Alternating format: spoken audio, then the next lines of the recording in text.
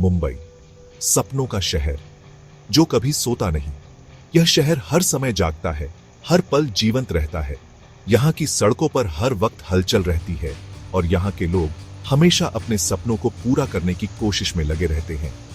ये शहर इतिहास, संस्कृति और महत्वाकांक्षा से बना एक रंगीन ताना बाना है। यहाँ के हर कोने में एक कहानी छुपी है, हर गली में एक इतिहास बसा है। मुंबई के बाजारों में आपको हर तरह की चीजें मिलेंगी और यहाँ के त्योहारों में आपको भारत की विविधता का असली रंग देखने को मिलेगा। इंडिया के पश्चिमी तट पर बसा मुंबई का इतिहास बहुत पुराना और इंटरेस्टिंग है। यह शहर समुद्र के किनारे बसा है और इसका बंदरगाह हमेशा से व्यापार का एक महत्वपूर्ण केंद्र रहा है। यहाँ की हवाओं में समुद्र की खुशबू और इतिहास की गूंज है। सदियों से ये अलग अलग समुदायों और संस्कृतियों का संगम रहा है। यहाँ हर धर्म, हर जाति, हर भाषा के लोग मिलकर रहते हैं। मुंबई की यही विविधता इसे खास बनाती है। यहाँ के लोग एक दूसरे के त्योहारों में शामिल होते हैं और एक दूसरे की खुशियों और दुखों में साथ खड़े होते हैं। ये ऐसे आपको समय के साथ मुंबई के सफर पर ले जाएगा। एक छोटे से मछली पकड़ने वाले गांव से एक बस्लिंग मेट्रोपोलिस बनेगा। ये शहर कैसे एक छोटे से गांव से एक महानगर बना, ये कहानी बहुत ही रोमांचक है। यहाँ की इमारतें, यहाँ की सड़कें, यहाँ के लोग सब मिलकर इस कहानी को बोलते हैं। हम शुरुआत करेंगे इसके असली निवासियों से, कोली मछुआरों से। ये लोग यहाँ के पहले निवासी थे और इनकी जीवन शैली और संस्कृति आज भी मुंबई के कई हिस्सों में देखी जा सकती है। इनकी मेहनत और संघर्ष की कहानियाँ आज भी यहाँ की हवाओं में गूंजती हैं। फिर हम पोर्चुगीज और ब्रिटिश के आने के बारे में जानेंगे। इन विदेशी शासकों ने यहाँ की संस्कृति और वास्तुकला पर अपनी छाप छोड़ी। इनके द्वारा बनाए गए किले और इमारतें आज भी यहाँ के इतिहास की गवाही देती हैं। उनके कॉलोनियल रूल ने शहर पर एक अनडिनाएबल छाप छोड़ी। उनके शासनकाल में मुंबई में कई बदलाव देखे और यह शहर एक महत्वपूर्ण व्यापारिक केंद्र बन गया। उनके द्वारा बनाए गए बुनियादी ढांचे ने मुंबई को एक आधुनिक शहर बनने की दिशा में अग्रसर किया। इंडिया के स्वतंत्रता संग्राम में मुंबई की महत्वपूर्ण भूमिका पर भी गौर किया जाएगा। यहाँ के लोगों ने स्वतंत्रता के लिए कई संघर्ष किए और यहाँ की सड़कों पर कई रैलियां और आंदोलन हुए। मुंबई के कई स्थान आज भी इन संघर्षों की याद दिलाते हैं। अंत में हम शहर के आधुनिक बदलाव पर चर्चा करेंगे।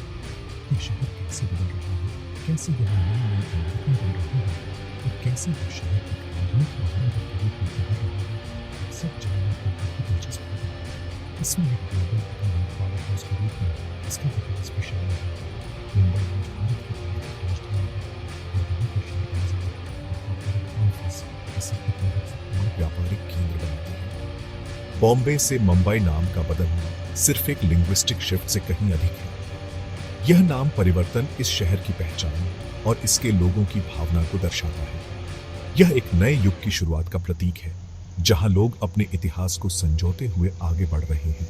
यह मराठी आइडेंटिटी को पुनः प्राप्त करने और अपने कॉलोनियल पास्ट से अलग होने का प्रतीक है।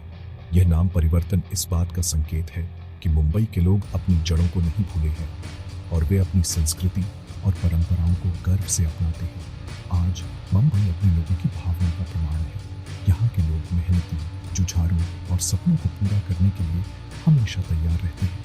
यहाँ की सड़कों पर हर दिन एक नया उत्सव होता है और यहाँ के लोग हर पल को जीते हैं। ये एक ऐसा शहर है जो रेजिलियंस, एम्बिशन और ट्रेडिशन और मॉडर्निटी के अनोखे मिश्रण पर फल होता है। यहाँ की हर इमारत, हर गली, हर व्यक्ति इस शहर की कहानी का एक हिस्सा है। मुंबई एक ऐसा शहर है जो कभी रुकता नहीं, कभी थकता नहीं और हमेशा आगे बढ़ता रहता है। यूरोपियन ताकतों के आने से बहुत पहले मुंबई 7 द्वीपों का एक समूह था। ये द्वीप, जो आज के मुंबई का हिस्सा है, एक समय में अलग अलग थे और समुद्र के पानी से घिरे हुए थे। ये द्वीप कोली लोगों द्वारा बसाए गए थे, जो एक मछुआरा समुदाय था।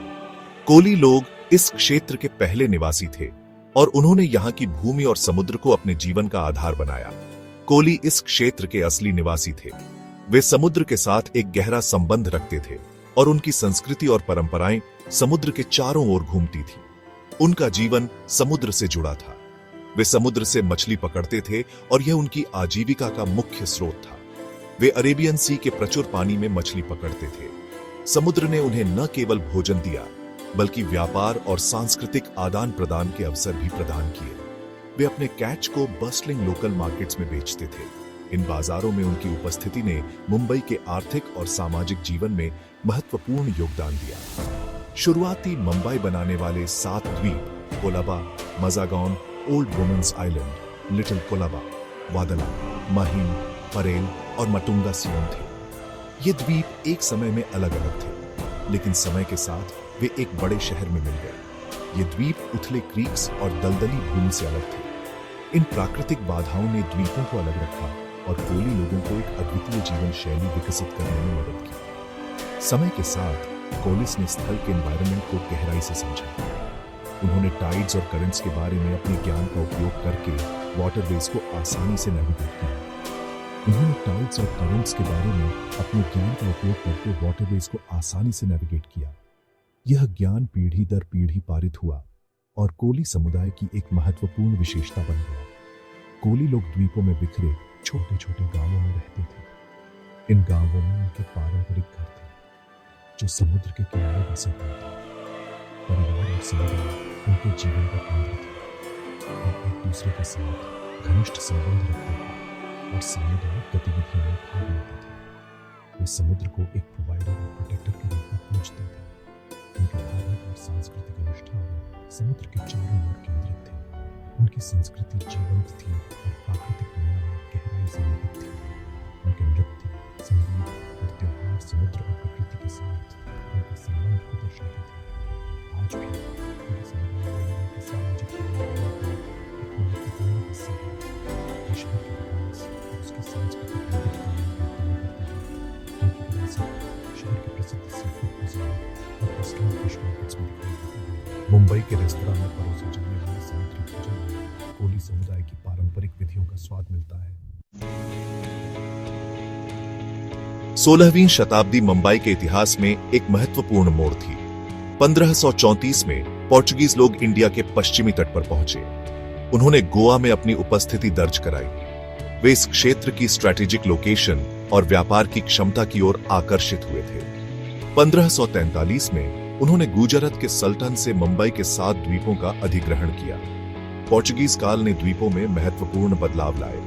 उन्होंने चर्च और किले बनाए, जिससे लैंडस्केप पर उनकी स्थापत्य शैली की छाप छूट गई। 1605 में बने ओल्ड गोवा में बेसिलिका ऑफ बॉम जीसस एक यूनेस्को वर्ल्ड हेरिटेज साइट है। पोर्चुगीज नए कृषि उत्पादों जैसे काजू, आलू और टमाटर भी लेकर आए, जिनका स्थानीय भोजन पर स्थायी प्रभाव पड़ा। पोर्चुगीज प्रभाव आज भी मुंबई में दिखाई देता है। उदाहरण के लिए बांद्रा मोहल्ले का नाम पोर्चुगीज शब्द वांद्रा से लिया गया है, जिसका अर्थ है बंदरगाह।